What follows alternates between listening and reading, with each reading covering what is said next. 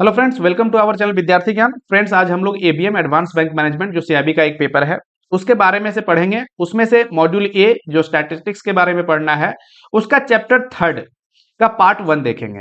आप chapter third में क्या पढ़ना है? Measures of central tendency and dispersion skewness and kurtosis.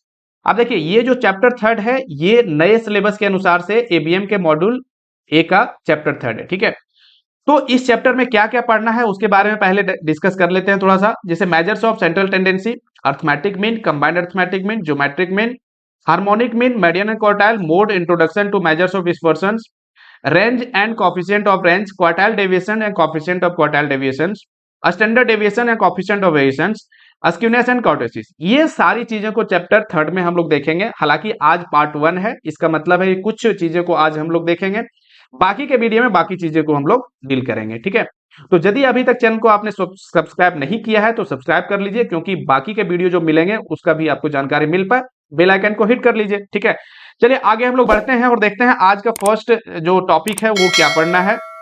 Major of central tendency. Major of central tendency, इसमें नाम में ही देखिए छुपा हुआ इसका अर्थ सेंट्रल मींस सेंटर। कोई भी चीज, यहां सेंटर की बात हो रही है, बीच वाली चीज की बात हो रही है। हालांकि स्टैटिस्टिक्स पढ़ रहे हैं हम लोग तो उसमें क्या है कि डेटा से रिलेटेड हम लोग पढ़ते हैं, है ना। तो उस डेटा में कोई सेंटर वैल्यू की बात कर रहा है, ये उसे ही सेंट्रल टेंडेंसी कहते हैं। जैसे कोई डेटा दिया हुआ है, आप सपोज कि एग्जांपल से ही लेते हैं, हम लोग समझते हैं इसको। कोई बैट्समैन है, उन्होंने किसी मैच में स्कोर किया 60, 50, 60, 70, 80, 90, इस तरह से मान लीजिए, सपोज करते हैं कि ऐसा उन्होंने स्कोर किया। अब ये उस बैट्समैन के बारे में यदि बताना हो तो हम लोग ये नहीं कहेंगे बार बार कि उन्होंने एक मैच में 50 रन बनाए, फिर दूसरे में 60 बनाए, 70 बनाए, 80 बनाए, 90 बनाए, ऐसा नहीं बताते हैं। तो क्या हम लोग कहेंगे, इसका हम लोग एवरेज निकालते हैं और देखते हैं कि उस बैट्समैन की क्या जो है कैपेबिलिटी है। तो एवरेज यदि निकालते हैं तो इसका एवरेज 70 आएगा। तो 70 आया, इससे ये पता चल गया कि उसके बारे में बार बार हम लोग ये ना कहें कि अलग अलग कितने रन बनाए, हम ये कहते हैं कि वो एवरेज 70 रन बनाए, मतलब वो उसकी जो कैपेबिलिटी है वो 70 के आसपास की है। ठीक है, तो यहां पे क्या पता चल रहा है कि पूरा डेटा को हम ना बता करके कोई एक सिंगल वैल्यू को बताते हैं, है ना, और उससे उस पूरे डेटा को एनालाइज करते हैं। अब मान लीजिए किसी में उन्होंने 50 ही बनाया, किसी में 90 बनाया, लेकिन 70 क्या है कि उसका एक एवरेज स्कोर है जिसके आसपास ही वो बनाता है। ठीक है, तो यहां पे क्या हम देख रहे हैं कि पूरा डेटा को ना बता के एक सिंगल वैल्यू जो 70 है, वो सिंगल वैल्यू उस डेटा का लेकर के उस पूरे डेटा को एनालाइज हम लोग कर ले रहे हैं। ठीक है, तो सेंट्रल टेंडेंसी भी यही कहता है कि पूरे डेटा को ना बता के एक सिंगल वैसा वैल्यू बताना जिससे कि पूरा डेटा का पता चल पाए, उसे ही सेंट्रल टेंडेंसी कहते हैं। ठीक है, यहां तक समझ में आ गया इसका मीनिंग। अब सेंट्रल टेंडेंसी निकालने का अलग अलग प्रोसेस है ना, अलग अलग मेथड है, वो अलग चीज हम लोग पढ़ेंगे इसी में सेंट्रल टेंडेंसी के अंतर्गत। लेकिन कौन कौन सा मेथड है वो अलग बात है, लेकिन इसका मीनिंग क्या होता है कि एक सिंगल वैल्यू प्राप्त करना जिससे पूरा डेटा का पता चल पाए। ठीक है, अब देखिए पूरा यहां इसमें यही लिखा हुआ है, एक बार पढ़ देता हूं इसे।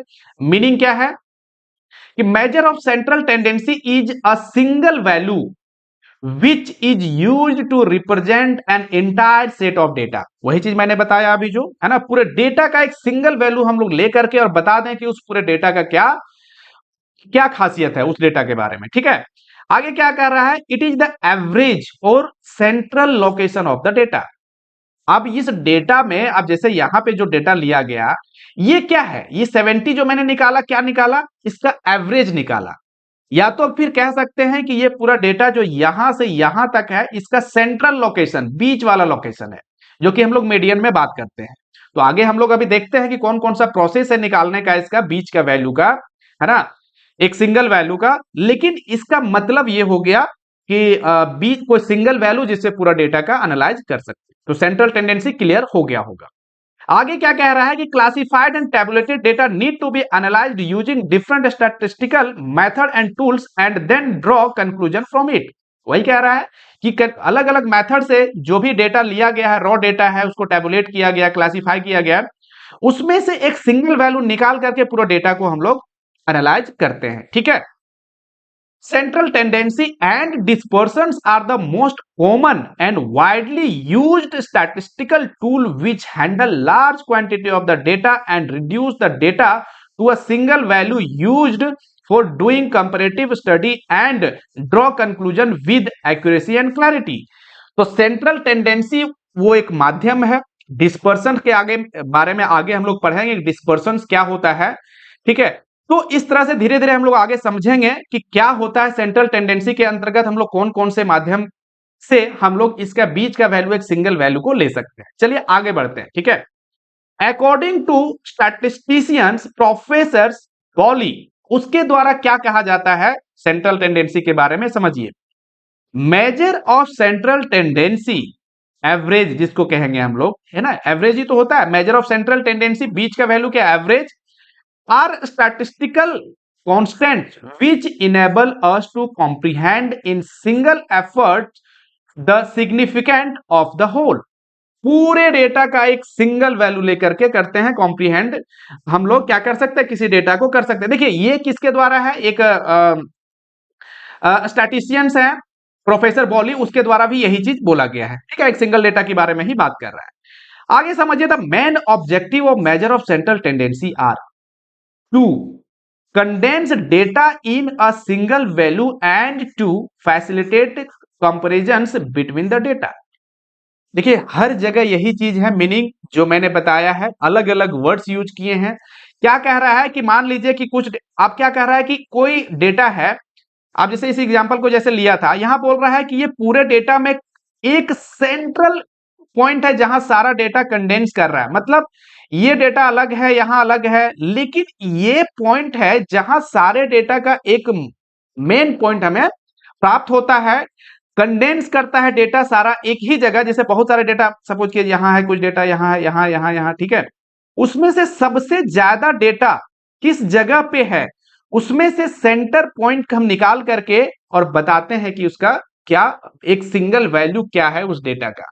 यही सेंट्रल टेंडेंसी है, ठीक है ना। In other word, the tendency of the data to cluster around a central or mid value is called central tendency of data. Central tendency is measured by the average. Same चीज है, सब वही चीज बोला जा रहा है बार बार, है ना। एक सिंगल वैल्यू पूरे अराउंड जो डेटा सारा है उसमें से एक सिंगल वैल्यू निकालते हैं, है ना। क्लस्टर्स ऑफ डेटा में से एक सिंगल वैल्यू निकालते हैं और पूरा डेटा को वो क्या करता है, मेजर करने की, एक मेजर करने की उसके पास पावर होता है। उस डेटा को, पूरे डेटा को हम लोग एक सिंगल वैल्यू में लेकर के बता सकते हैं, ठीक है। अब समझिए आगे क्या कह रहा है कि requisites of a good measure of central tendency. अब central tendency means single data, बार बार सेंट्रल टेंडेंसी वर्ड यूज नहीं करेंगे आगे हम लोग। इसका मतलब आप समझ जाना है कि एक सिंगल डेटा की बात कर रहा है जो पूरे डेटा को बताता हो। इसका मतलब या तो एवरेज, एवरेज की बात कर रहा है, एवरेज हम लोग अलग अलग प्रोसेस से निकालेंगे, या एक सेंट्रल, सेंट्रल पॉइंट की बात कर रहा है, ठीक है। तो वही सेंट्रल टेंडेंसी है। तो उसके लिए क्या क्या कैरेक्टरिस्टिक्स होना चाहिए, यदि हम निकाल रहे होते हैं वैसा वैल्यू को, तो क्या क्या होना चाहिए कैरेक्टरिस्टिक्स उस डेटा को निकालने के लिए, उसके बारे में समझिए। It should be rigidly defined. जो भी प्रोसेस के द्वारा हम निकालते हैं एक सिंगल वैल्यू को, एवरेज को, वो रिजिडली डिफाइंड होना चाहिए, प्रोसेस होना चाहिए, क्लियर होना चाहिए कि किसके द्वारा निकाला गया है, किसके द्वारा नहीं, वो चीज क्लियर होना चाहिए। तो वही बोल रहा है कि it should be rigidly defined. आगे बोल रहा है कि it should be simple to understand and easy to calculate. अब ऐसा नहीं है कि हम डेटा तो निकाल दिए, कुछ उसे पता ही नहीं चल रहा है। तो कहने का मतलब है कि जब आप निकाल रहे हैं कोई डेटा को, तो जो एवरेज या सेंट्रल लोकेशन पता चल रहा है वो सही से आपका पता होना चाहिए। कुछ ऐसा वैल्यू नहीं निकल जाना चाहिए जिससे कि कुछ हम पता ही नहीं कर पा रहे हैं, ठीक है। It should be based on all the observation of the data. अब उसमें से कोई भी डेटा, सिंगल डेटा नहीं छूटना चाहिए। यदि आपका कोई भी डेटा छूट गया तो क्या है कि सही से कंक्लूजन नहीं आ पाएगा। तो वही बोल रहा है कि सारे ऑब्जर्वेशंस पे ये क्या होना चाहिए, बेस्ड होना चाहिए। यदि हम ऐसा सेंट्रल कोई वैल्यू निकाल रहे हैं तो ऐसा होना चाहिए। आगे बोल रहा है कि it should be capable of further mathematical treatment. अब वो जो सेंट्रल वैल्यू आया ना, वो जो एवरेज आया, उससे आगे भी कंक्लूजन निकल सकता है, वैसा भी होना चाहिए, है ना। अब देखिए वैसा क्या कहने का मतलब हो गया कि जैसे अभी एग्जांपल लिया था हमने कि किसी बैट्समैन ने 50 स्कोर किया, 60 किया, 70 किया, 80 किया, 90 किया, ठीक है, इस तरह से किया। अब इसका एवरेज आपका 70 निकला, ठीक है। अब इससे आगे हम लोग फर्दर कैलकुलेशंस क्या कर सकते हैं, इसमें ये बता सकते हैं कि जो फर्स्ट मैच था उससे उन्होंने 70 ज्यादा किया, सेकेंड मैच से 10 ज्यादा किया। इस तरह से कहने का मतलब है कि इसका आगे भी हम कुछ कंक्लूजन निकाल सकते हैं उस एवरेज से। जैसे स्टैंडर्ड डेविएशन है, आगे आगे पढ़ेंगे हम लोग, उसको निकालने में फायदा होता है, उसको निकालने में हेल्प मिलता है जब हम एवरेज निकाल लेते हैं तो, क्योंकि स्टैंडर्ड डेविएशन फिर एवरेज से ही निकलता है, ठीक है ना। तो वही कह रहा है कि उस मैथमेटिकल ट्रीटमेंट जो मतलब आगे मैथमेटिकल ट्रीटमेंट हम कर सकते हैं वो जो सिंगल वैल्यू निकलता है उससे। आगे क्या है कि it should B list affected by the fluctuations of the sampling. अब ऐसा नहीं हो कि किसी बैट्समैन ने 0 यहां पे स्कोर किया, फिर 0 किया, फिर आगे जाकर के एक ही बार 90 किया, है ना, फिर 100 किया। तो इस तरह से क्या हो गया कि यदि हम एवरेज इसका निकालते हैं तो एवरेज जो निकलेगा वो सही रिजल्ट नहीं मिलेगा, सही कैरेक्टर नहीं बता पाएगा उस बैट्समैन का। क्यों? क्योंकि किसी में उन्होंने क्या किया कि बहुत ज्यादा स्कोर किया और बहुत सारे मैच में उन्होंने 0-0 स्कोर किए। तो वही कह रहा है कि बहुत ज्यादा फ्लक्चुएशंस भी नहीं होना चाहिए, तब हम कह सकते हैं कि एक सेंट्रल टेंडेंसी का जो निकला हुआ वैल्यू है, सिंगल वैल्यू, वो सही है, ठीक है जी। आगे कह रहा है कि it should not be unduly affected by the extreme value. वही कह रहा है एक्सट्रीम वैल्यू किसी में ऐसा ना हो कि बहुत ज्यादा स्कोर कर दिया उन्होंने एक सिंगल वैल्यू। अब मान लीजिए कि 10-15 करके उन्होंने स्कोर कर रहा है, ठीक है, और एक ही बार उन्होंने 200 स्कोर कर दिया। तो ये जो 200 स्कोर किया, इससे क्या है कि जो एवरेज निकलेगा वो अफेक्ट कर जाएगा, है ना। तो वही कह रहा है कि इसमें एक्सट्रीम वैल्यू भी बहुत ज्यादा इफेक्ट नहीं होना चाहिए एक्सट्रीम वैल्यू से, ठीक है। It should be easy to interpret. अब कोई वैल्यू निकला तो उसे आसानी से हम समझ सकते हैं, उसको इंटरप्रेट कर सकते हैं, ठीक है। चलिए आगे बढ़ते हैं। अब आगे समझते हैं हम लोग कि ये जो सेंट्रल टेंडेंसी है, मेजर ऑफ सेंट्रल टेंडेंसी, कैसे हम लोग मेजर करेंगे इसको, इसके लिए हम लोग पढ़ते हैं एवरेज, ठीक है। एवरेज मींस ही हो गया कि पूरे डेटा में से एक सिंगल वैल्यू एवरेज, जिससे कि पूरा डेटा का हमको पता चल पाता है ना, बीच का वैल्यू एक एवरेज निकलता है, ठीक है। अब ये एवरेज यदि हम कहें तो एवरेज भी आपको दो तरीके से निकालने को देखने को मिलेगा, एक मैथमेटिकल एवरेज और दूसरा है पोजिशनल एवरेज। अब मैथमेटिकल एवरेज में से हम लोग पढ़ेंगे अर्थमेटिक मीन, जिसे एक्स से हम लोग डिनोट करेंगे, ज्योमेट्रिक मीन जी से डिनोट करेंगे और हार्मोनिक मीन एच से डिनोट करेंगे, ठीक है। तो ये मैथमेटिकल एवरेज है, मीन्स यहां कैलकुलेशन हम करके दिखाएंगे कि टोटल नंबर ऑफ जितने भी ऑब्जर्वेशंस है, total number of sum of observation divided by total number of observation, ऐसा पढ़ते हैं हम लोग अर्थमेटिक एवरेज में। जैसे मान लीजिए किसी का वैल्यू 1 है, 2 है, 3 है, अब इसका एवरेज निकालेंगे तो क्या हो जाएगा, 1 + 2 + 3 डिवाइडेड बाय 3 = 2। तो ये क्या निकला, ये एवरेज निकला जो हम लोग कैलकुलेशन करके प्राप्त किए हैं। लेकिन एक यहाँ पे पोजिशनल एवरेज की बात करता है, जिसमें कि हम लोग मीडियन और मोड के बारे में पढ़ते हैं। अब मीडियन क्या, कैसे हम लोग निकालते हैं, तो जैसे इसी को यदि हम लोग लेते हैं 1 2 3, अब इसमें से क्या करते हैं हम लोग, कैलकुलेशन नहीं करते हैं, ये पूरा डेटा में से 1 2 3 टोटल 3 है, अब 3 में से बीच वाला हम लोग डेटा को ले लेते हैं, यही मीडियन कहलाता है। तो यहां पे क्या किया गया कि यहां कैलकुलेशन ना करके कोई बीच वाला डेटा को ले लिया गया, जिसके द्वारा भी हम लोग ये बता रहे हैं कि वो पूरे डेटा में से सेंटर पॉइंट है ना। तो वो भी एक एवरेज का ही मतलब निकलता है, ठीक है, बीच का ही पॉइंट निकल रहा है, तो ये भी सेंट्रल टेंडेंसी को निकालने का एक माध्यम है। इसका मतलब है कि मैथमेटिकल एवरेज और पोजिशनल एवरेज दो प्रकार के हैं। अब पोजिशनल एवरेज में हम लोग मीडियन और मोड के बारे में पढ़ेंगे। तो ये आपको क्लियर हो जाना चाहिए कि जो सेंट्रल टेंडेंसी है, मेजर ऑफ सेंट्रल टेंडेंसी, उसमें से निकालने का प्रोसेस कौन कौन से हैं, एवरेज है, एवरेज में से दो टाइप के एवरेज, मैथमेटिकल और पोजिशनल एवरेज, उसमें से अलग अलग फिर से हम लोग आगे देखेंगे। तो सेंट्रल टेंडेंसी बार बार हम लोग वर्ड यूज नहीं करेंगे, अब हम लोग जो देखने वाले हैं वो एवरेज देखने वाले हैं, उसमें से मैथमेटिकल एवरेज के बारे में फर्स्ट में हम लोग देखेंगे, जो सेंट्रल टेंडेंसी का एक क्या है, एक टूल्स है ना, निकालने का, मेजर ऑफ सेंट्रल टेंडेंसी का। सबसे पहले हम लोग समझते हैं मीन। मीन क्या हो गया, एवरेज, है ना। मीन क्या है, एवरेज। तो मीन और average is the most commonly used single descriptive measures of central tendency, है ना। एक सिंगल मेजर है मीन है वही है, एवरेज है, जो सिंगल वैल्यू बताता है। Mean is of 3 types, arithmetic mean, geometric mean and harmonic mean. ठीक है जी। अभी हमने देखा कि जो मैथमेटिकल एवरेज हम लोग निकालते हैं उसके तहत 3 प्रकार के टूल्स हैं हमें, अर्थमेटिक मीन, ज्योमेट्रिक मीन और हार्मोनिक मीन। आज जो हम लोग देखने वाले हैं अभी, वो अर्थमेटिक मीन के बारे में आज हम लोग इस वीडियो में पढ़ेंगे। ठीक है जी। समझिए, अर्थमेटिक मीन क्या कहता है कि the arithmetic mean is the simplest and most widely used measures of mean और एवरेज। ठीक है। अर्थमेटिक मीन और mean is the number which is obtained by adding the value of all the items of a series and dividing the total by the number of the items. ठीक है, simple सा है। Arithmetic mean तो आप एकदम आप familiar होंगे इससे। कैसे निकालते हैं अर्थमेटिक मीन? कि sum of observation divided by number of observation. जैसे आपकी सुविधा के लिए ये डेटा हमने ले लिया है, इसमें यदि आपको निकालना हो अर्थमेटिक मीन तो आप क्या करेंगे? जैसे आगे इसमें यहां पे निकाला गया है, अर्थमेटिक मीन में क्या कर रहे हैं कि it is generally written by X bar. देखिए एक्स और एक्स बार में क्लियर हो जाइए, क्योंकि आगे इसमें बहुत कंफ्यूजन आपको होने वाला है। एक्स की बात करें और एक्स बार की बात करें, ये दो क्या क्या चीज होता है। यदि हम सिर्फ x लिख रहे हैं, इसका मतलब है कि ये वैल्यू जो दिया हुआ है ना सारा, ये वैल्यू डेटा में, ये सारा वैल्यू ये क्या है? एक एक सिंगल वैल्यू ये क्या कहलाता है? x है। ठीक है, ये टोटल डेटा जो है सो वो x है ना। सिंगल वैल्यू सारे जो दिए हुए हैं जैसे 200 180 सारे क्या है? x। यदि इसका हम लोग एवरेज निकालते हैं तो उसे x बार से डिनोट करते हैं।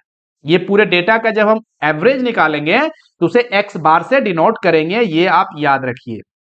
आप समझिए, यहां अर्थमेटिक मीन जब निकालना हो तो क्या करेंगे? जैसे यहां पे x बार से डिनोट किया कि मीन निकालना है इस डेटा का, तो x1 जो वैल्यू अलग अलग दिए हुए हैं सारे आपके, x1 plus x2 plus x3 plus x4, इस तरह से आपके बहुत सारे वैल्यू हो सकते हैं। अब कितना है ये डिपेंड करेगा डेटा पे।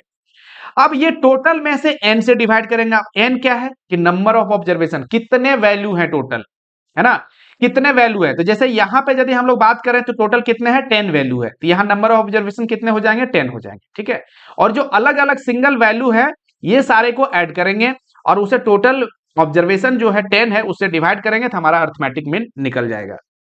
फ्रेंड्स आप यहां पे एक समझिए, आगे हम लोग इस तरह से नहीं बोलेंगे x1 x2 x3, बार बार नहीं लिखेंगे, इसके बदले में वर्ड हम लोग यूज करेंगे सिग्मा।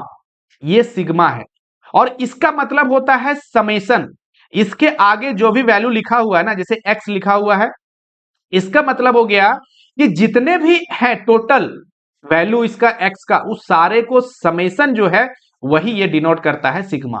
तो सिग्मा यदि हम लोग बात करें तो इसका मतलब क्या होता है? समेशन। किसका समेशन? इसके आगे जो भी लिखा हुआ है जो चीज है। ठीक है, तो यहां पे समेशन किसका? x का और डिवाइडेड बाय n। तो अब यहां समझिए, ये अर्थमेटिक मीन है वो क्या है? Arithmetic mean x bar is equal to x1 x2 x3 सारे डिवाइडेड बाय n। उसको हम लोग लिख सकते हैं sigma x divided by n। यही आपका अर्थमेटिक मीन हो गया। समझ में आ रहा है? नहीं आ रहा है? नहीं आ रहा है, यदि कोई प्रॉब्लम है तो कमेंट करके बताइए, बाकी के वीडियो में फिर से क्लियर करने की कोशिश करेंगे हम। अब यहाँ पे क्या क्या है? x1 x2 x3 xn जो है हमने बताया वो क्या है कि ऑब्जर्वेशंस है, टोटल वैल्यू है डेटा का। और n क्या है? तो n total number of the observation है आइटम, कितने टोटल आइटम्स हैं वो n से डिनोट करेंगे हम लोग। और सिग्मा क्या है? Sigma is the sum of the value of the total item. समझ में आ गया? तो इस तरह से अर्थमेटिक मीन हम लोग निकालते हैं। अब आगे बढ़ते हैं, method of calculation of arithmetic mean. अब एक चीज और समझिए, यहां पे एक तो हो गया कि डेटा आपका जब दिया हो सारे डेटा अलग, जैसे इसकी बात करें, यहां पे क्या है कि मान लिया लेबर है, ये लेबर ए की जो वेज है वो 200 है, लेबर बी की वेजेज है वो 180 है। तो यहां पे क्या देख रहे हैं? आपके सिंगल सिंगल सारे लेवल का लेबर जो है उसके डेटा को दिए हुए हैं। ठीक है, सारे अलग अलग दिए हुए हैं। आप यहां एक चीज गौर करिए कि यहां 200 देखिए एक बार आया है, फिर से यहां 200 आया है, फिर से यहां 200 है, फिर यहां 200 है। तो कहने का मतलब है कि चाहे वो 200 मतलब जो वैल्यू है वो रिपीट भी कर रहा हो फिर भी उसको सिंगल सिंगल ही लिखना है। तो यदि सिंगल सिंगल दिया हुआ है तो वैसे जो डेटा दिए होते हैं उसको अनग्रुप डेटा कहते हैं, जिसे हम लोग इंडिविजुअल सीरीज भी कह सकते हैं। इंडिविजुअल डेटा दिया हुआ है सारे का। ठीक है। देखिए ये जो यहां बता रहा हूं ना कि इंडिविजुअल, डिस्क्रीट और कंटिन्यूअस, समझ लीजिए, क्योंकि ये पूरे चैप्टर में ऐसा सिर्फ बोला जाएगा discrete series, continuous series, individual series, आपको समझ जाना है कि क्या फर्क है। फर्क क्या है आप यहां अच्छे से समझिए। तो ये समझ में आ गया कि इंडिविजुअल सीरीज का मतलब क्या होता है कि जब वैल्यू जो डेटा का है वो सिंगल सिंगल हर किसी का दिया हुआ हो, तो वैसे डेटा को इंडिविजुअल सीरीज या अनग्रुप्ड सीरीज या अनग्रुप्ड डेटा कहेंगे। इतना समझ में आ गया। अब फ्रेंड्स आगे समझिए डिस्क्रीट सीरीज क्या होता है कि ये जो आपका 200 आया यहां पे, फिर यहां भी 200, ये रिपीट हो रहे हैं कुछ वैल्यू। तो वो जो रिपीटिशन है ना, वो रिपीटिशंस को हम लोग अलग अलग ना लिख करके उसे एक सिंगल हम लोग फ्रीक्वेंसी उसका हम लोग लिख देते हैं। अब इसमें आगे समझ आएगा, इसमें बेटर समझ में आएगा। तो सबसे पहले इंडिविजुअल सीरीज जो अभी हमने समझा उसको समझ लेते हैं कि उसके लिए हम लोग क्या फॉर्मूला यूज करेंगे जब हमें मीन निकालना होगा, एवरेज निकालना होगा। तो क्या पढ़ रहे हैं हम लोग अभी? एवरेज पढ़ रहे हैं, अर्थमेटिक मीन पढ़ रहे हैं हम लोग, ठीक है। अर्थमेटिक मीन में से 3 प्रकार के डेटा दिए हो सकते हैं, हालांकि सारे मीन में 3 प्रकार के डेटा रहेंगे, एक इंडिविजुअल डेटा रहेंगे, है ना, इंडिविजुअल सीरीज, डिस्क्रीट सीरीज और कंटिन्यूअस सीरीज। तो इंडिविजुअल सीरीज में से हम लोग देख रहे हैं जिसे अनग्रुप्ड और रॉ डेटा के नाम से भी जानते हैं कि कैसे मीन को निकालेंगे। तो इसका सेम सिंपल जैसे निकालते हैं वही फॉर्मूला है कि mean is equal to sigma X divided by N. जैसे यहां पे इस डेटा की बात करें तो टोटल जो वैल्यू आया 2100 है, तो वही आपका सिग्मा एक्स का वैल्यू 2100 और डिवाइडेड बाय एन। एन कितना? टोटल ऑब्जर्वेशन कितने है? ये टोटल 10 है, 10 से डिवाइड किया तो 210 आपका क्या आ गया? मीन आ गया। तो इस तरह से मीन किसका निकला? एक इंडिविजुअल सीरीज का निकला। अब आगे हम लोग बात करते हैं डिस्क्रीट सीरीज। डिस्क्रीट सीरीज में क्या होता है, जैसे यहां पे समझिए, इस डेटा में समझिए, अब 200 लाने वाले जो वर्कर्स हैं, सॉरी 200 जो वेज प्राप्त करने वाले वर्कर हैं वो टोटल 4 हैं, 4 वर्कर्स थे, है ना। उसी तरह से 120 जो वेज प्राप्त करने वाले हैं वर्कर वो कितने हैं? 2 हैं। 220 प्राप्त करने वाले 3 वर्कर्स हैं और 280 प्राप्त करने वाले 1 वर्कर्स हैं, ठीक है। ये क्या किया हमने कि अलग अलग वर्कर्स का अलग अलग वेज को ना लिख करके जो वेजेज है, मतलब जो भी वैल्यू है उसका कितनी बार रिपीट हो रहा है उस रिपीटेशंस को हमने लिख दिया, कितनी बार रिपीट कर रहा है, और किसी भी चीज को कितनी बार रिपीट कर रहा है उसे ही फ्रीक्वेंसी बोला जाता है। तो ये 200, जैसे ए वर्कर ने 200 प्राप्त किया, जैसे यहां फिर से समझिए, यहां पे वर्कर जो ए है उन्होंने 200 वेज प्राप्त किया, उसी तरह से वर्कर आपका ई की बात करें, इन्होंने 200 प्राप्त किया। तो जो 200 प्राप्त करने वाले वर्कर्स हैं उसको हमने बता दिया कि टोटल 4 वर्कर ऐसे हैं। तो ये फ्रीक्वेंसी हो गया कि 200 प्राप्त करने वाले वर्कर का फ्रीक्वेंसी 200 है, ठीक है। अब इसका आप देखिए 200 4 वर्कर ने प्राप्त किया तो टोटल वैल्यू कितना हो जाएगा? 800 हो जाएगा जब उसका टोटल वैल्यू हम देखेंगे तो। उसी तरह से 120 प्राप्त करने वाले 2 वर्कर हैं, अब इसका वैल्यू 360 हो जाएगा, मल्टीप्लाई करेंगे। तो यहां क्या किया, जो वैल्यू आपका है उसको x से डिनोट किया और जो फ्रीक्वेंसी है उसे हमने क्या किया? f से डिनोट किया। तो जब इसका दोनों का वैल्यू दिखेंगे हम लोग, जब मल्टीप्लाई करेंगे तो fx हम लोग लिखेंगे और fx का वैल्यू आपका इस साइड में आ रहा है यहाँ पे। तो देखिए 2100 यहां भी आपका टोटल वैल्यू आ रहा है इसका, क्यों? क्योंकि अलग अलग न लिख करके वो सारे को मल्टीप्लाई करके एक साथ हमने fx बनाया है इसको, ठीक है। अब fx को हम लोग सिग्मा fx बोलेंगे, ये टोटल वैल्यू को fx, तो ये सारा पॉइंट हो गया, ये हो गया, ये हो गया, ये हो गया, ये हो गया। लेकिन इसका जब समेशन करेंगे तो इसे हम लोग सिग्मा से डिनोट करेंगे, तो sigma fx is equal to 2100 हो गया। और ये फ्रीक्वेंसी जो है, ये फ्रीक्वेंसी आपका 10, ये 10 क्या है? नंबर ऑफ ऑब्जर्वेशन है। तो टोटल नंबर ऑफ ऑब्जर्वेशन 10 था आपका, लास्ट जो डेटा था उसमें। अब यहां भी 10 होगा, क्यों? क्योंकि यहां जो रिपीट हो रहा है वैल्यू उसको हमने लिख दिया। अब इसको जब हम लोग फ्रीक्वेंसी को देखेंगे ये 10 आ रहा है, ये frequency he total number of observation आपका कहलाता है, जिसे हम लोग सिग्मा एफ से डिनोट करेंगे। एफ मतलब फ्रीक्वेंसी, सिग्मा मतलब सारे फ्रीक्वेंसी का समेशन। ये सिग्मा जो आगे भी आपको काम आएगा, सिग्मा एफ को आप एन भी डिनोट कर सकते हैं। एन मींस क्या हो गया? टोटल नंबर ऑफ ऑब्जर्वेशन, या सिग्मा एफ मींस भी कह सकते हैं total number of observation. Clear हो गया यहां तक? तो ये डिस्क्रीट सीरीज में ऐसे होते हैं कि वहां फ्रीक्वेंसी का रोल आ जाता है। जब फ्रीक्वेंसी का रोल आ गया तो इसका मीन निकालने का फॉर्मूला क्या हो जाएगा? Sigma F X divided by sigma F, ठीक है। 2100 divided by 10 is equal to 210, आपका यहां भी आंसर आएगा सेम। समझ में आ गया? तो डिस्क्रीट सीरीज भी आपका क्लियर हो जाना चाहिए, कहीं कोई दिक्कत नहीं होना चाहिए। यदि प्रॉब्लम है वीडियो को दोबारा देखिए, समझ आ जाएगा। देखिए यहां पे मैं इसलिए बार बार बता रहा हूं ना, क्योंकि आगे मैं डिस्क्रीट, इंडिविजुअल और कंटिन्यूअस सीरीज क्या है नहीं बताऊंगा, वहां डायरेक्ट नाम यूज किया जाएगा, उसके आधार पे आपको समझ लेना पड़ेगा। ठीक है, एक बार और आप समझ लीजिए कंटिन्यूअस सीरीज क्या होता है। तो कंटिन्यूअस सीरीज में भी क्या होता है, ग्रुप्ड डेटा रहते हैं, मींस यहां भी फ्रीक्वेंसी का रोल होता है। सिर्फ इंडिविजुअल सीरीज में अलग अलग लिखे जाते हैं, वहां फ्रीक्वेंसी यूज नहीं होता है, लेकिन जहां भी फ्रीक्वेंसी यूज होता है उसे डिस्क्रीट और कंटिन्यूअस सीरीज के रूप में हम लोग समझते हैं। अब यदि दोनों में फ्रीक्वेंसी यूज हो रहा है, डिस्क्रीट में और कंटिन्यूअस सीरीज में, तो दोनों में अंतर क्या है? तो कंटिन्यूअस सीरीज में आपका एक आ जाता है क्लास इंटरवल। क्लास इंटरवल का रोल आ जाता है, मीन्स हो गया ये रेंज आपको दिया रहता है कि 120 से 200 के बीच प्राप्त करने वाले जो वेज है वैसे वर्कर 2 है। आप एक चीज समझिए, देखिए सेम एग्जांपल को हमने लिया है, सेम डेटा को अलग अलग सीरीज में समझाने की कोशिश करी है ताकि आपको बेटर समझ में आए। इंडिविजुअल समझ आ गया, डिस्क्रीट समझ में आ गया, उसी डेटा को फिर से हमने कन्वर्ट कर दिया है कंटिन्यूअस सीरीज में। अब कंटिन्यूअस सीरीज क्या है कि वहां रेंज दिया होता है, जैसे 180 से 200 रुपए तक प्राप्त करने वाले जो वर्कर हैं वो कितने हैं, 2 हैं। ये फ्रीक्वेंसी हो गया, जब रिपीट होता है किसी चीज का तो उसको फ्रीक्वेंसी कहते हैं, तो 2 हो गए। उसी तरह से 200 से 220 के बीच जो वर्कर प्राप्त करने वाले हैं वेजेज, वो 4 है।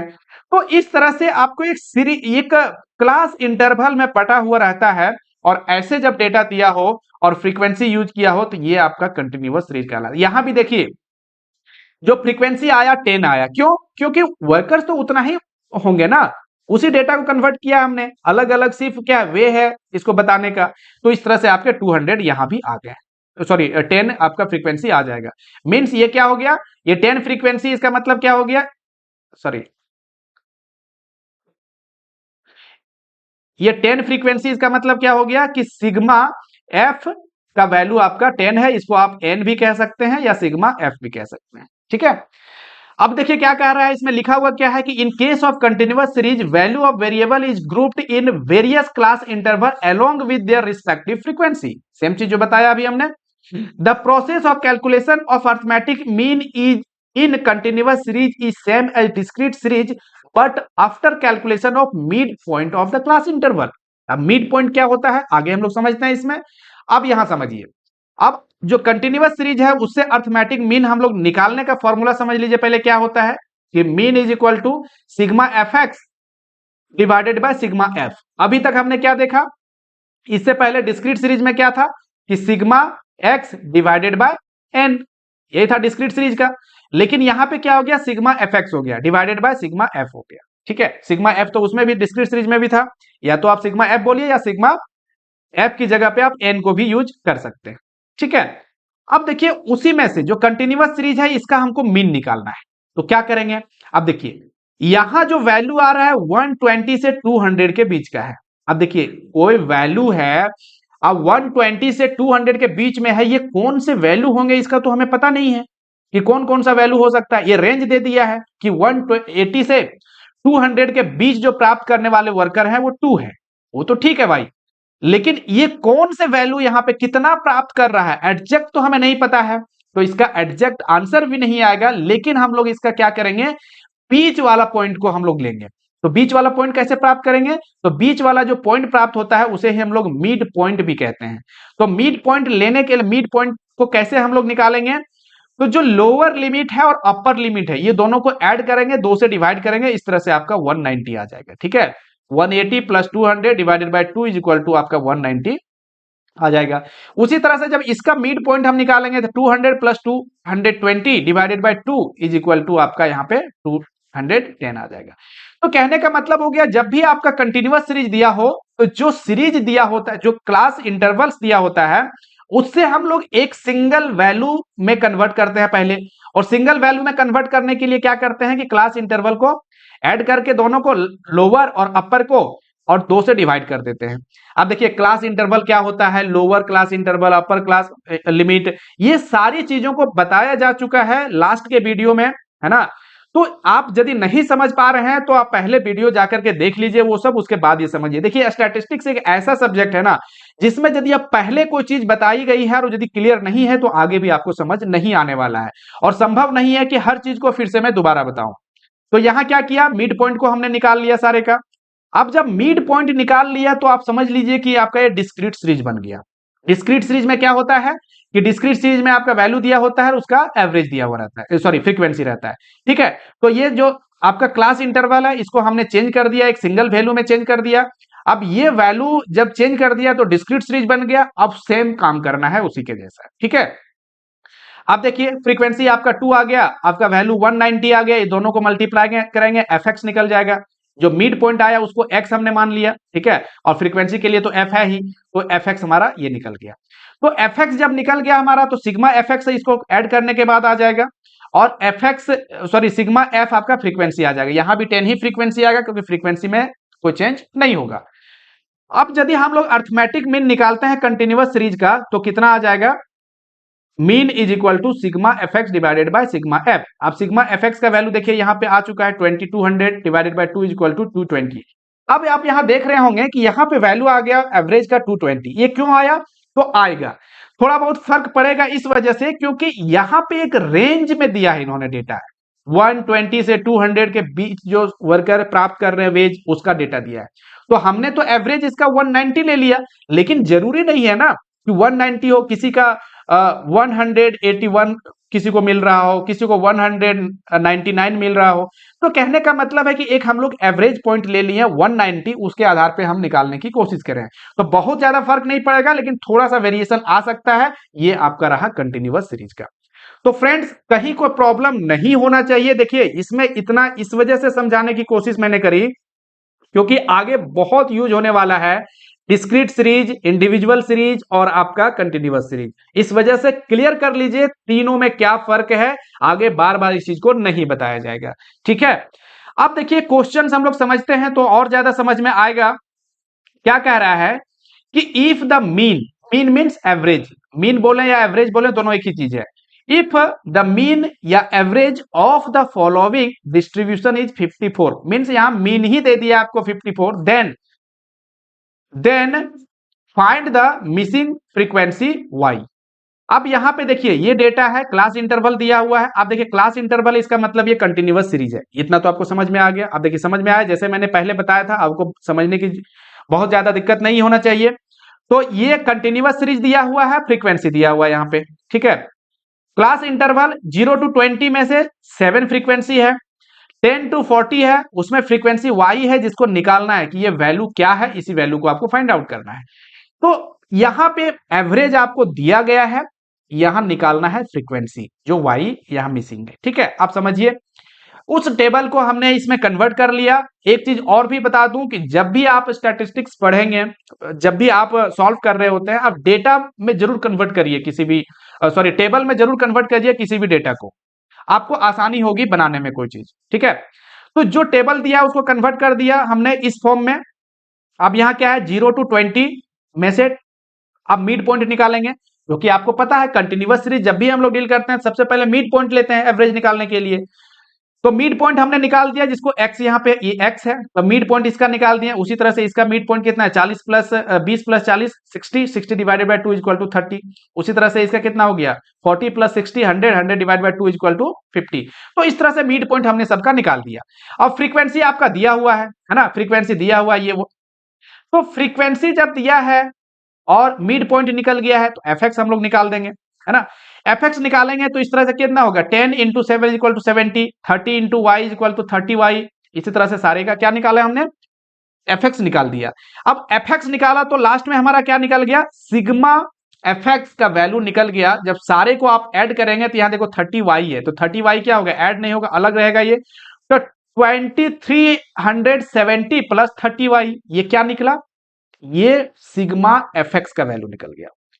अब फॉर्मूला में हम लोग पुट कर देंगे डायरेक्ट, और कुछ नहीं करना है। तो फॉर्मूला क्या कहता है कि मीन जब निकालते हैं आप तो उसका फॉर्मूला होता है sigma F X divided bye F, sigma F. ये किसका फॉर्मूला है, कंटिन्यूअस सीरीज का है।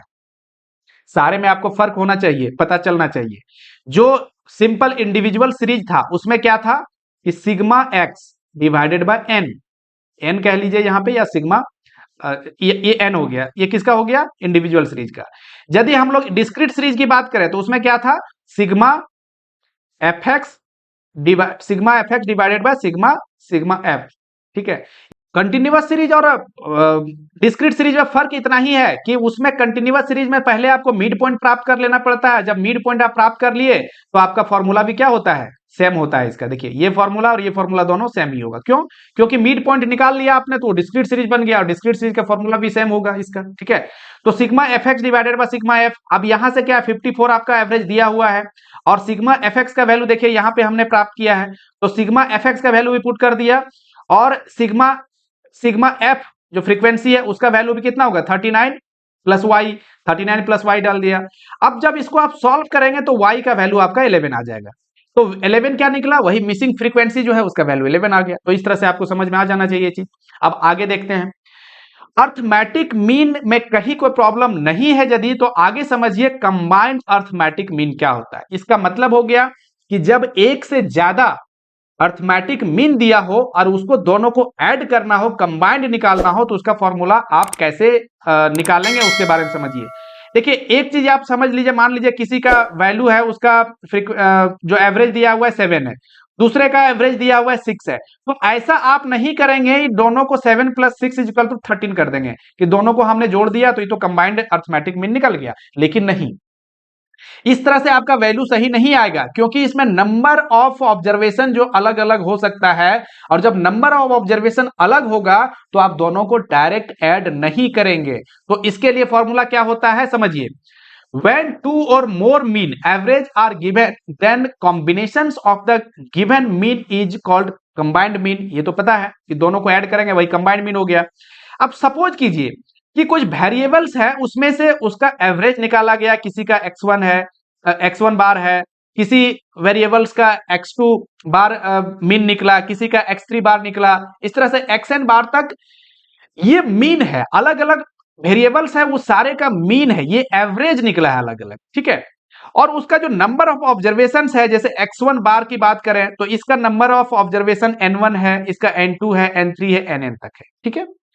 अब सपोज कीजिए कि यदि आपको इसका जितने भी वैल्यू दिए हुए हैं, इससे मतलब नहीं है कि कितने हैं, लेकिन जितना भी हो उसका एक सिंगल फॉर्मूला है कि n1 x1 plus n2 x2 plus n3 x3, इसी तरह से जितने भी होंगे nn xn तक, उस सारे को ऐड करेंगे और नंबर ऑफ ऑब्जर्वेशन से सारे को डिवाइड करेंगे, n1 n2 n3 nn, मतलब वो दोनों के नंबर ऑफ ऑब्जर्वेशन हैं वो सारे को लेंगे। जैसे अब मान लीजिए कि आपका x बार निकालना हो, कोई दो ही वैल्यू दिया हुआ है, किसी दो मीन निकला हुआ है पहले से, उसका आपको कंबाइंड मीन निकालना है, तो क्या करेंगे x1 है ना, एक वैल्यू हो गया, और फिर क्या करेंगे n1 इसका जो वैल्यू होगा प्लस x2 बार n2 बार है ना, divided by n1 plus n2।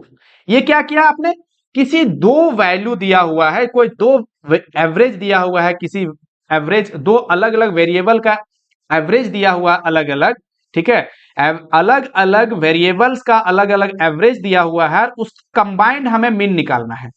तो कंबाइंड मीन निकालने के लिए फॉर्मूला आपका ये हो जाएगा, ठीक है। ये क्या हुआ, दो वैल्यू के लिए हो गया, लेकिन दो से ज्यादा हो तो उसी तरह से फिर यहाँ पे क्या हो जाएगा, आगे बढ़ता जाएगा वैल्यू, ठीक है।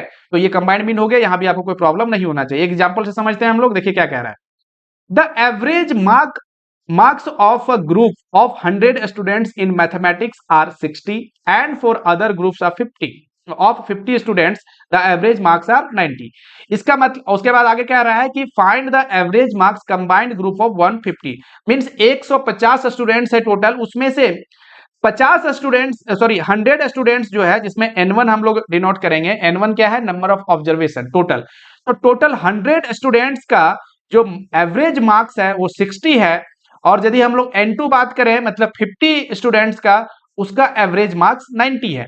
तो आप यहां ये भी कर सकते हैं, दिमाग लगा सकते हैं कि एक का यदि एवरेज मार्क्स 60 है, दूसरे का 90 है, दोनों का ऐड कर देंगे तो आपका आ जाएगा 150 मार्क्स ये एवरेज मार्क्स निकलेगा, लेकिन नहीं, क्यों?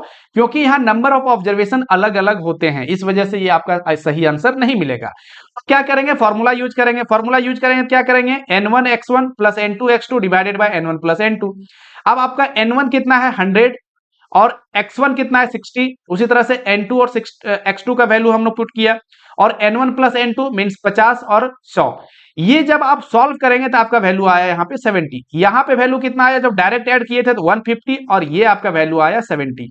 तो आपको ध्यान रखना है, जब भी आपका वैल्यू दिया हो, किसी दो अलग अलग एवरेज दिया हो, उसको कंबाइन करना हो, तो आप फॉर्मूला यूज करेंगे इसका, ठीक है। अब देखिए लास्ट टॉपिक है करेक्शन ऑफ मीन।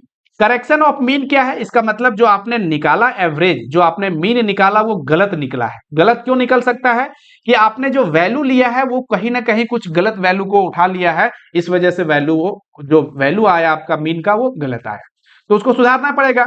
तो सुधारने के लिए आप क्या करेंगे, करेक्टेड मीन के लिए आप क्या करेंगे, रोंग सम, जितने भी वो जो आपने जो वैल्यू निकल के आया एग्जैक्ट आपका, ठीक है, जो गलत वैल्यू है, उस वैल्यू को लीजिए, उस सम को लीजिए, वैल्यू के उस सम को लीजिए, उसमें रॉन्ग वैल्यू, जो वैल्यू आपने गलत पुट किया था उसको आप माइनस कर दीजिए, और जो सही वैल्यू है उसको आप प्लस कर दीजिए, divided by total number of observation. समझ नहीं आया, आगे एग्जांपल देखिए समझ में आएगा। समझिए यहाँ पे क्या कह रहा है कि the mean salary of 50 employees of a company was computed as ₹680 per month. 50 employees है, उसकी सैलरी को देखा गया, एवरेज सैलरी की 680 के आसपास मिलता है सारे, है ना, एवरेज है। एवरेज का मतलब हो गया कि किसी को इससे ज्यादा मिल सकता है, किसी को इससे कम मिला होगा, लेकिन एक सिंगल वैल्यू है एवरेज, जिसको हम लोग कहते हैं 680 है। कितने स्टूडेंट, कितने एम्प्लॉय का, 50 एम्प्लॉय का, ठीक है। फिर क्या बोल रहा है कि later it was found that, जब मीन निकाल रहा था उसका mister X was taken 270 instead of 720, what will be the correct mean salary.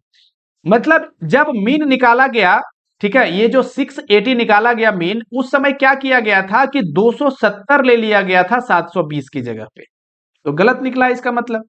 तो अब क्या करेंगे कि जो वैल्यू आया, सम जो आया वो कितना हो जाएगा, 50 इंटू 680 इज इक्वल टू 34,000। ये क्यों निकाले हम लोग, क्योंकि 50 टोटल एम्प्लॉय है और 680 करके मिल रहा है सारे को सैलरी, तो टोटल 34,000 मिलेगा। यही तो आपका टोटल सम हो गया, टोटल इतना मिलेगा लोगों को। लेकिन ये जो मिला है ये गलत है, इसका एवरेज जो निकाला गया है गलत है। इसमें क्या करेंगे फिर कि सम, रोंग सम को पुट करेंगे, तो रोंग सम आपका कितना आया 34,000। तो 34,000 को हमने लिखा। अब माइनस क्या करेंगे, जो गलत वैल्यू लिया गया था, देखिए 270 जो लिया गया गलत वैल्यू है, तो 270 को माइनस कर दीजिए। सही वैल्यू कितना है 720, इसको ऐड कर दिए, और divided by total employee, total observation कितना है 50, और इस तरह से जब आप सॉल्व करेंगे तो 689 आ जाएगा।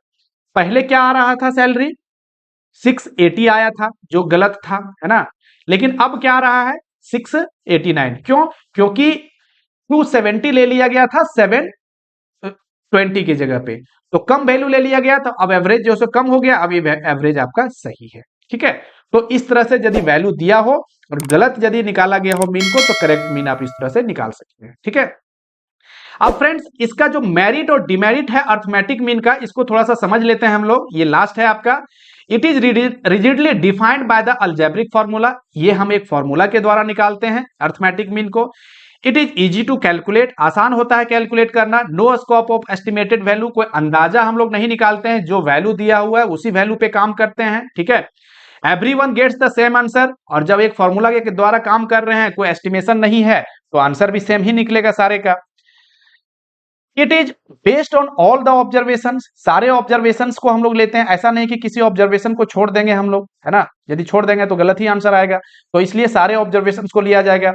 It is determined for almost every kind of the data, ये हर प्रकार के डेटा में लगभग हम लोग इसको यूज कर लेते हैं अर्थमेटिक मीन को। It is readily put to algebraic treatment. अब क्या है कि अलजेब्रिक ट्रीटमेंट आगे फिर से इसको हम लोग क्या करते हैं, काम लेते हैं उस जो एवरेज निकला है उससे। It is list affected by fluctuations of sampling. अब मान लीजिए ये क्या कह रहा है कि किसी का एवरेज कुछ निकल रहा है वो लिस्ट अफेक्टेड होगा। कैसे? ये सपोज करिए कि कुछ फ्लक्चुएशंस हो रहा है, जैसे किसी का एवरेज आया 60 है, किसी का 65 है, किसी का मान लीजिए फिर 80 हो गया, फिर 85 हो गया। तो यहाँ क्या है? फ्लक्चुएशंस है। फ्लक्चुएशंस क्या है? ज्यादा का डिफरेंस यहाँ पे आ रहा है। तो इससे भी बहुत ज्यादा फर्क नहीं पड़ता है जब बहुत ज्यादा फ्लक्चुएशंस नहीं हो तो। ठीक है, मीन आपका सही निकलता है। आगे क्या कह रहा है कि it's value is taken further for calculation. आगे फिर कैलकुलेशन में इसको हम लोग काम करते हैं। कैसे? अलग अलग ट्रीटमेंट में, जैसे कि आपका स्टैंडर्ड डेविएशन निकालना हो, ठीक है, वेरिएशंस निकालना हो, तो ये सारी चीजें को फिर हम आगे फर्दर इसको कैलकुलेट करते हैं। ठीक है, डिमेरिट्स की बात करें तो डिमेरिट्स क्या होता है आपका?